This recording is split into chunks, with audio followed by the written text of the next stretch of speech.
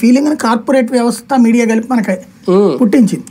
వీడేమన్నా ఈ నీళ్ళు ఏమన్నా ఆకాశంలో చూడిపడుతున్నాయా, భూమిలో వచ్చే నీళ్ళే, ఈ నీళ్ళనే ఆడ ఆ ఫిల్టర్లు కొంపకి పెట్టుకోవచ్చుగా అంతే. కానీ ఈ ఫిల్టర్ లో తాగితేనే మనం బాగుపడతాం, అది లేకపోతే బాగుపడడం అనేటటువంటి ఒక ఫీలింగ్ సైకలాజికల్ మనకు క్రియేట్ చేశారు. ఇట్లాగా అదే ఒక సమస్య అనుకుంటే ఇప్పుడు మంచినీళ్ళు తాగే నీళ్ళకి ప్రతి ఒక్కరు బోల్ డబ్బులు తగిలేస్తున్నాడు.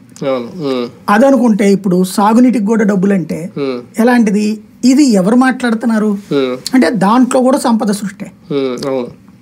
టోల్ గేటు, ఇరిగేషను, పవరు, ఇవన్నీ దానికి తోడు సంక్షేమ పథకాలు ఆపడం వల్ల అది సంపద సృష్టిగా. ప్రభుత్వం మీద భారం పడకుండా ఇది ఒక మంచి విధానం అని అంటే ఒకసారి పాజిటివ్గా ఆలోచిస్తే బాబు గారు తీసుకున్న నిర్ణయం ఒక మంచి విధానం అని ఎందుకు అనుకోలేము? ఖచ్చితంగా అనుకోవచ్చు, డబ్బులు కట్టేవాడికి. ఎందుకంటే ఇందులో కూడా ఇది క్లియర్గా ఆయన చెప్పింది, కొన్ని గ్రామీణ ప్రాంతాల్లో కొన్ని చోట్ల వీళ్ళకి ఈ టోల్ ఛార్జ్ ఉండవు అనేది. అంటే మిడిల్ క్లాస్ మీద మాత్రమే ఈ భారం వేసి ఆ డబ్బులతో రోడ్లు వేసేసి మిగిలిన ఇప్పుడు మనం అనుకున్న రోడ్ ట్యాక్స్లు ఇవన్నీ ఎలాగా సంక్షేమానికి కొంత మళ్లింపు అనేది జరుగుతుంది.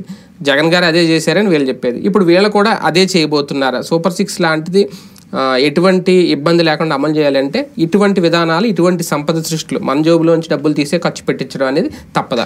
అదే తప్పదా. నేను ఇప్పుడు వాళ్ళు అన్నది ఏంటి, సంపద సృష్టించడం అంటే జనం అనుకున్న